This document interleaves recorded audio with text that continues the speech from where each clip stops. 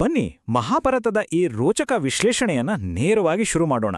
ಹಸ್ತಿನಾಪುರದ ಆ ಭವ್ಯವಾದ ಕ್ರೀಡಾಂಗಣ ಇಂದು ಇತಿಹಾಸದ ಅತ್ಯಂತ ಮಹತ್ವದ ಘಟನೆಗಳಿಗೆ ಸಾಕ್ಷಿಯಾಗಲು ಸಜ್ಜಾಗಿ ನಿಂತಿದೆ. ಹಿಂದಿನ ಸಂಚಿಕೆಯ ಬಗ್ಗೆ ಒಂದು ಸಣ್ಣ ಮೆಲುಕು ಇಲ್ಲಿದೆ ನೋಡಿ. ದ್ರೋಣಾಚಾರ್ಯರ ಗರಡಿಯಲ್ಲಿ ರಾಜ್ಕುಮಾರರ ಶಸ್ತ್ರಾಸ್ತ್ರ ತರಬೇತಿ ಮುಗಿದಿದೆ, ಏಕಲವ್ಯನ ತ್ಯಾಗದ ಬಗ್ಗೆ ನಾವು ನೋಡಿದ್ದೆವು. ಹಾಗೆಯೇ ಎಲ್ಲರ ನಡುವೆ ಅರ್ಜುನ ಅತ್ಯುತ್ತಮ ವಿದ್ಯಾರ್ಥಿಯಾಗಿ ಹೊರಹೊಮ್ಮಿರುವುದನ್ನು ಕೂಡ ಗಮನಿಸಿದ್ದೆವು. ಈಗ ಅಸಲಿ ವಿಚಾರಕ್ಕೆ ಬರೋಣ. ದ್ರೋಣಾಚಾರ್ಯರು ರಾಜಮನೆತನದ ಕ್ರೀಡಾಂಗಣದಲ್ಲಿ ಒಂದು ಅದ್ದೂರಿ ಸಾರ್ವಜನಿಕ ಪ್ರದರ್ಶನವನ್ನೇರ್ಪಡಿಸಿದ್ದಾರೆ. ಇದು ಕೇವಲ ಒಂದು ಆಟದ ಪ್ರದರ್ಶನವಾಗಿರಲಿಲ್ಲ, ಬದಲಾಗಿ ಭವಿಷ್ಯದ ರಾಜಕೀಯ ಶಕ್ತಿಗಳ ಬಹುದೊಡ್ಡ ಅನಾವರಣವಾಗಿತ್ತು.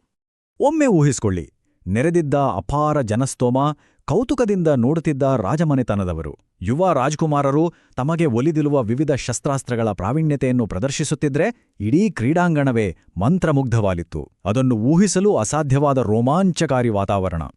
ಆದರೆ ಅಲ್ಲಿದ್ದವರೆಲ್ಲರ ಉಸಿರು ಬಿಗಿಹಿಡಿಯುವಂತೆ ಮಾಡಿದ್ದು ಮಾತ್ರ ಅರ್ಜುನನ ಪಾರುಪದ್ಯ.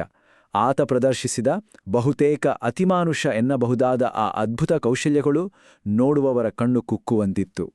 ವಿಶೇಷವಾಗಿ ಬಿಲ್ಲುಗಾರಿಕೆಯಲ್ಲಿ ಆತನಿಗಿದ್ದ ಪಾಂಡಿತ್ಯ ಹೇಗಿತ್ತಂದ್ರೆ ಇಡೀ ತಲೆಮಾರಿನಲ್ಲಿ ಅವನಿಗ್ಯಾರೂ ಸಾಟಿಯೇ ಇಲ್ಲ, ಅವನೇ ಶ್ರೇಷ್ಠ ಯೋಧ ಎಂಬ ಭಾವನೆ ಪ್ರತಿಯೊಬ್ಬರಲ್ಲೂ ಅಚ್ಚಳಿಯದೆ ಮೂಡಿತು. ಸರಿಯಾಗಿ ಇದೇ ಹೊತ್ತಿಗೆ ಕಥೆಯಲ್ಲಿ ಬಹುದೊಡ್ಡ ತಿರುವು ಎದುರಾಗುತ್ತೆ. ಆ ಸಂಭ್ರಮದ ವಾತಾವರಣದಲ್ಲಿ ಹಠಾತ್ತನೆ ಒಂದು ಗುಡುಗಿನಂತಹ ಗರ್ಜನೆ, ಅಪರಿಚಿತನಾದ ಭವ್ಯ ಯೋಧನೊಬ್ಬ ಕ್ರೀಡಾಂಗಣದೊಳಗ ಅಡಿಯಿಡುತ್ತಾನೆ. ಇಡೀ ಸಭೆ ಒಂದು ಕ್ಷಣ ಅಕ್ಷರಶಃ ಸ್ತಬ್ಧವಾಗುತ್ತದೆ. ಹೌದು, ಆತನೇ ಕರ್ಣ. ಆತನ ಮುಖದಲ್ಲಿನ ತೇಜಸ್ಸು ಮತ್ತು ಮೈಕಟ್ಟು ಅಪಾರ ಶಕ್ತಿಯನ್ನು ಹೊರಸೂಸುತ್ತಿತ್ತು.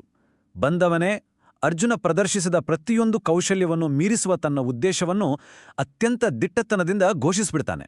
ಇಲ್ಲೇ ನಾವು ಗಮನಿಸಬೇಕಾದ ಬಹುಮುಖ್ಯವಾದ ವ್ಯತ್ಯಾಸವೆಂದರೆ ಎರಡು ವಿರುದ್ಧ ಧ್ರುವಗಳ ನಡುವಿನ ಈ ಸಂಘರ್ಷ. ಒಂದೆಡೆ ಸಿಂಹಾಸನದ ಬೆಂಬಲವಿರುವ ಎಲ್ಲರ ಅಚ್ಚುಮೆಚ್ಚಿನ ರಾಜಕುಮಾರ ಅರ್ಜುನ, ಮತ್ತೊಂದೆಡೆ ಅಪಾರ ಪ್ರತಿಭಾವಂತನಾದರೂ ಯಾರಿಂದಲೂ ಗುರುತಿಸಲ್ಪಡದ ಒಬ್ಬ ಅನಾಮಧೇಯ ಸವಾಲುಗಾರ ಕರ್ಣ. ಇದು ಅಂದಿನ ಸಮಾಜದ ಮುಂದಿದ್ದ ಒಂದು ದೊಡ್ಡ ಪ್ರಶ್ನೆಯನ್ನು ಕೆದಕುತ್ತದೆ. ರಾಜಕುಮಾರರ ದ್ವಂದ್ವಯುದ್ಧದ ನಡುವೆ ಸಾಮಾನ್ಯನೊಬ್ಬ ಕಾದಾಡಬಹುದೇ? ಖಂಡಿತ ಇಲ್ಲ ಅಂತಾರೆ ರಾಜಮನೆತನದವರು. ಕರ್ಣನ ವಂಶಾವಳಿಯನ್ನು ಪ್ರಶ್ನಿಸುವ ಮೂಲಕ ಆತನನ್ನು ಅಲ್ಲಿಯೇ ತಿರಸ್ಕರಿಸುವ ಪ್ರಯತ್ನ ಶುರುವಾಗುತ್ತದೆ. ಈ ಬಿಕ್ಕಟ್ಟಿನ ಸಮಯದಲ್ಲಿ ಇಡೀ ಇತಿಹಾಸದ ಗತಿಯನ್ನೇ ಬದಲಿಸುವಂತಹ ಒಂದು ಚಾಣಾಕ್ಷ ನಡೆಯೊಂದಿಗೆ ದುರ್ಯೋಧನ ಮುಂದೆ ಬರ್ತಾನೆ. ಆತನ ಈ ನಿರ್ಧಾರ ಅತ್ಯಂತ ಸಮಯಸಾಧಕತನದೊಂದಿಗೆ ಕೂಡಿದ್ರೂ ಅಷ್ಟೇ ನಿರ್ಣಾಯಕವಾಗಿತ್ತು. ರಾಜವಂಶಸ್ಥರಿಗೆ ಮಾತ್ರ ಯುದ್ಧದ ನಿಯಮಗಳು ಸೀಮಿತ ಎಂಬ ಅಡ್ಡಗೋಡೆಯನ್ನು ಒಡೆಯಲು ದುರ್ಯೋಧನ ಮಾಡಿದ್ದೇನು ಗೊತ್ತೇ? ಅದೇ ಕ್ರೀಡಾಂಗಣದಲ್ಲಿ ಎಲ್ಲರ ಮುಂದೆ ಕರ್ಣನಿಗೆ ಅಂಗದೇಶದ ರಾಜ ಎಂದು ಪಟ್ಟಗಟ್ಟಿಬಿಡುತ್ತಾನೆ. ಇವೆಲ್ಲವೂ ಕಣ್ಣುಮುಚ್ಚಿ ಬಿಡುವಷ್ಟರಲ್ಲಿ ನಡೆದು ಹೋಗ್ತದೆ. ದುರ್ಯೋಧನನ ಈ ಒಂದೇ ಒಂದು ನಡೆ ಕೇವಲ ಸ್ಪರ್ಧೆಗೆ ಅವಕಾಶ ಮಾಡಿಕೊಡ್ಲಿಲ್ಲ, ಬದಲಾಗಿ ಅಜರಾಮರವಾದ ಸ್ನೇಹ, ನಿಷ್ಠೆ ಮತ್ತು ಅರ್ಜುನನ ಜೊತೆಗಿನ ಒಂದು ತೀವ್ರವಾದ ದ್ವೇಷಕ್ಕೆ ನಾಂದಿ ಹಾಡಿತು.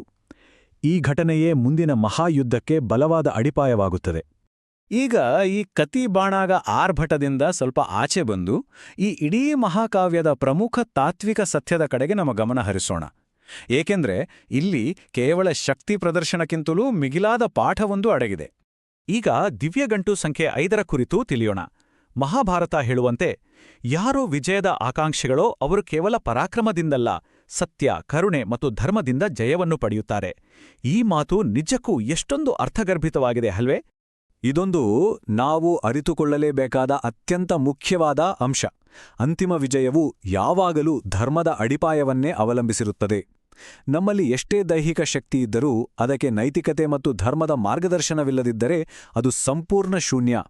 ಹಾಗಾದ್ರೆ ಹಸ್ತಿನಾಪುರದ ಈ ಕ್ರೀಡಾಂಗಣದಲ್ಲಿ ಶುರುವಾದ ಈ ಹೊಸ ಪೈಪೋಟಿ ಭವಿಷ್ಯದಲ್ಲಿ ಸತ್ಯ ಮತ್ತು ಕರುಣೆಯ ಸಮತೋಲನದ ಮೇಲೆ ಹೇಗೆ ಪರಿಣಾಮ ಬೀರಲಿದೆ? ಅಂತಿಮವಾಗಿ ಧರ್ಮ ಗೆಲ್ಲಲಿದೆಯಾ ಅಥವಾ ನಾಶವಾಗಲಿದೆಯಾ? ಈ ಪ್ರಶ್ನೆ ನಮ್ಮೆಲ್ಲರನ್ನೂ ಕಾಡದೇ ಇರುವುದು. ಈ ರೋಚಕವಾದ ವಿಶ್ಲೇಷಣೆಯಲ್ಲಿ ನಮ್ಮೊಂದಿಗೆ ಕೈಜೋಡಿಸಿದ್ದಕ್ಕೆ ಧನ್ಯವಾದಗಳು. ಧರ್ಮದ ಈ ಮಹಾನ್ ಹೋರಾಟದ ಮುಂದಿನ ಹಾದಿಯನ್ನು ತಿಳಿಯಲು ನಮ್ಮ ಈ ವಿಶ್ಲೇಷಣೆಗಳನ್ನು ಲೈಕ್, ಶೇರ್ ಮತ್ತು ಸಬ್ಸ್ಕ್ರೈಬ್ ಮಾಡುವ ಮೂಲಕ ಪ್ರೋತ್ಸಾಹಿಸಿ. ಮುಂದಿನ ವಿಶ್ಲೇಷಣೆಯಲ್ಲಿ ಮತ್ತಷ್ಟು ಆಳವಾಗಿ ಅರಿಯೋಣ. ನಮಸ್ಕಾರ.